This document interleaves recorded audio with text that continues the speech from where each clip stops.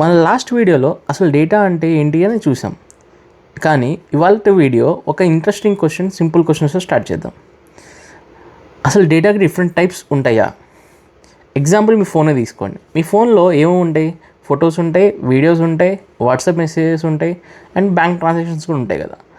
ఇవన్నీ అసలు same data టైపా అంటే కాదండో. ఈ డేటాకి కూడా డిఫరెంట్ టైప్స్ ఉంటాయి.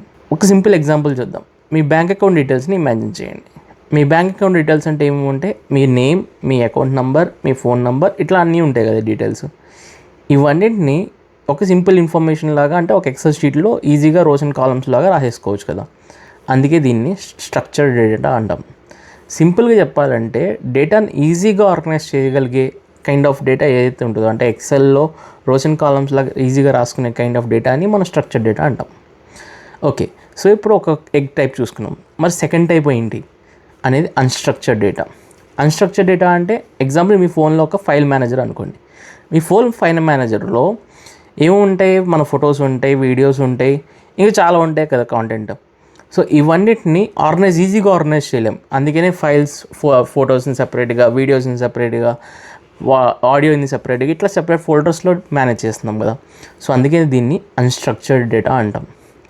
దీన్ని ఈజీగా కేటగరైజ్ చేయగలం, కానీ రోస్ అండ్ కాలమ్స్లో ఈజీగా ఫిట్ చేయలేం. సింపుల్గా గుర్తుపెట్టుకోవాలంటే ఎక్సెల్ షీట్ అంటే ఒక స్ట్రక్చర్డ్ డేటా, మన బ్యాంక్ ట్రాన్సాక్షన్ అంటే ఒక స్ట్రక్చర్డ్ డేటా, మన ఫొటోస్ అంటే అన్‌స్ట్రక్చర్డ్ డేటా, మన వీడియోస్ అంటే ఆల్సో అన్‌స్ట్రక్చర్డ్ డేటా. మీరు ఎక్స్పెక్ట్ చేయరు, వరల్డ్లో క్రియేట్ అయ్యే డేటా మెజారిటీగా అన్‌స్ట్రక్చర్డ్ డేటానే ఉంటుంది. ఎందుకు అంటే మన సోషల్ మీడియా కాంటెంట్ అనుకోండి, మనం డైలీ ఏం చేస్తాం? ఫొటోస్, వీడియోస్ అన్నీ పోస్ట్ చేస్తూ ఉంటాం కదా. సో వరల్డ్లో మెజారిటీ కాంటెంట్ అనేది సోషల్ మీడియా ద్వారా జనరేట్ అవుతుంది. సో అందుకే మనకి ఇప్పుడు ఏఐ అనేది చాలా పాపులర్ అవుతుంది కదా. మీ అన్‌స్ట్రక్చర్డ్ డేటాని కూడా ఈజీగా అనాలిసిస్ చేయగలదు ఏఐ అనేది. ఫస్ట్ మీరు డేటా అనలిస్ట్ అవ్వాలంటే అసలు ఈ స్ట్రక్చర్డ్ అండ్ అన్‌స్ట్రక్చర్డ్ డేటాకి డిఫరెన్సెస్ ఐడెంటిఫికేషన్ చేసుకోవాలి. ఎందుకంటే మన ఎక్సెల్ కానీ, ఎస్క్యూఎల్ కానీ, ఆర్ పవర్ బిఐ ఏదైనా రిపోర్టింగ్ టూల్ కానీ స్ట్రక్చర్డ్ డేటా మీదే స్టార్ట్ చేస్తాం. ఎందుకంటే స్ట్రక్చర్డ్ డేటాతోనే కదా మనకి డేటా అనేది ఈజీగా ఆర్గనైజ్ చేయగలం. జస్ట్ ఒక ఫైనల్ ఓవర్వ్యూ. సింపుల్గా చెప్పాలంటే స్ట్రక్చర్డ్ డేటా అంటే ఆర్గనైజ్ చేయగలిగిన డేటా, అన్‌స్ట్రక్చర్డ్ డేటా అంటే అన్ఆర్గనైజ్డ్ డేటా. సో మీ అందరికీ ఈ వీడియోలో క్లారిటీ వచ్చింది అనుకుంటున్నాం, ఎన్ని టైప్స్ ఆఫ్ డేటా ఉంటాయి అనేది.